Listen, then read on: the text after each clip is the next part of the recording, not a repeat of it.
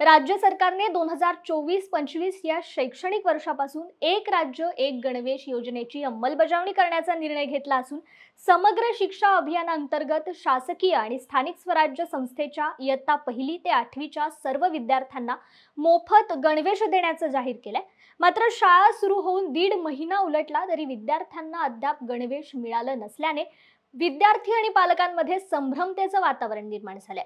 एक नियमित गणवेश संच महिला आर्थिक विकास महामंडळाच्या माध्यमातून स्थानिक महिला बचत गटांतर्फे शिलाई करून पुरवण्यात येणार आहे, तर स्काउट या विषयास एक गणवेश संच संबंधित शाळा व्यवस्थापन समिती स्तरावरून शिलाई करून पुरवण्यात येणार आहे। बोलघेवडा सरकारकडून निदान 15 ऑगस्टच्या स्वातंत्र्य दिनी तरी विद्यार्थ्यांना शालेय गणवेश मिळणार का, असा सवाल बीड तालुक्यातील लिंबा गणेश येथील ग्रामस्थांनी उपस्थित केलाय।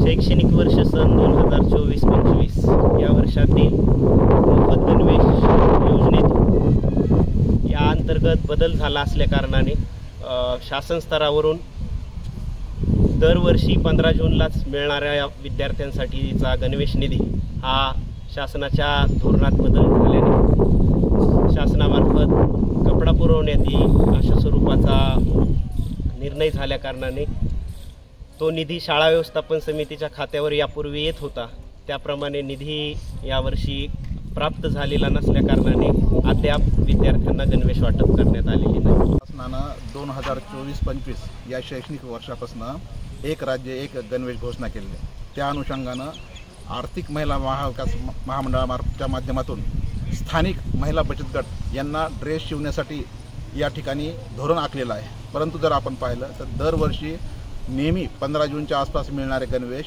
अद्याप आज या ठिकाणी 1.5 महिना होत आला आहे, अजून मिळालं नाही।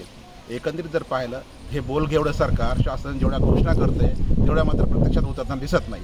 आज या लिंबा गणेश शाळेमध्ये आपण पाहत आहोत की जे विद्यार्थी जे आहेत त्या पालकांनी जी प्रतिक्रिया व्यक्त केली की मुलं आज उद्या ड्रेस मिळेल, परंतु अद्याप शिवून ड्रेस घेण्यासाठी शालेय व्यवस्थापन समितीला जे 2 ड्रेसपैकी एक स्काउटचा ड्रेस जो आहे तो शालेय व्यवस्थापन समितीमार्फत शिवण्यात जो आहे त्यांना निधीच अद्याप प्राप्त झाला नाही। त्यामुळे एकंदरीत हा निधी कधी प्राप्त होणार असा या ठिकाणी पडलेला प्रश्न आहे।